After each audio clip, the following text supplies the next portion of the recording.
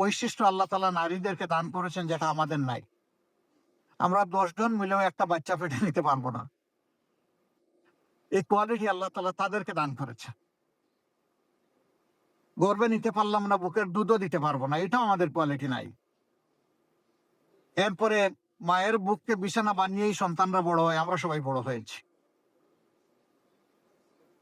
আমার মাকে সবাই সম্মান করুক, আমি সবার কাছে এটা চাই। তাহলে সমাজের মাদেরকে সম্মান করা তাদের সন্তানেরা কি চায় না? তারা তো চায়। তারা গর্ভে সন্তান ধারণ করবেন, 2 থেকে 2.5 বছর দুধ খাওয়াবেন, আবার আপনার আমার মতো 8 ঘন্টা সমান তালে তারা পেশাগত দায়িত্ব পালন করবেন। Is it justice? It's never justice. এটা বার্ডেন ইম্পোজড আপন দোজ পিপল। আমরা এটা করতে পারি না।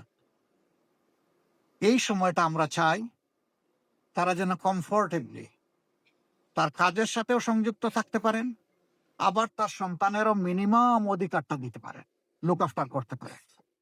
বহু মা 8 ঘন্টা ঘরের বাইরে সন্তান রেখে থাকতে চান না, চাকরি ছেড়ে দেন। তার তো চাকরি যাচ্ছে না, তার চাকরি তার গায়ের সাথে লেগে আছে। প্রশ্ন উঠবে, এই যে 3 ঘন্টা তিনি কাজ করবেন না, who will compensate? Yes, it is government. এটা গভর্নমেন্টের রেসপন্সিবিলিটি। মায়ের জাতিকে সম্মান দেখানো। সোশ্যাল ওয়েলফেয়ার ডিপার্টমেন্ট কি জন্য? এই লোকদের ওয়েলফেয়ার করার জন্য। আমি নিশ্চিত আমি যদি আমার মাকে সম্মান করতে পারি, তাহলে সমস্ত নারী জগৎকে আমি সম্মান করতে পারবো ইনশাল্লাহ।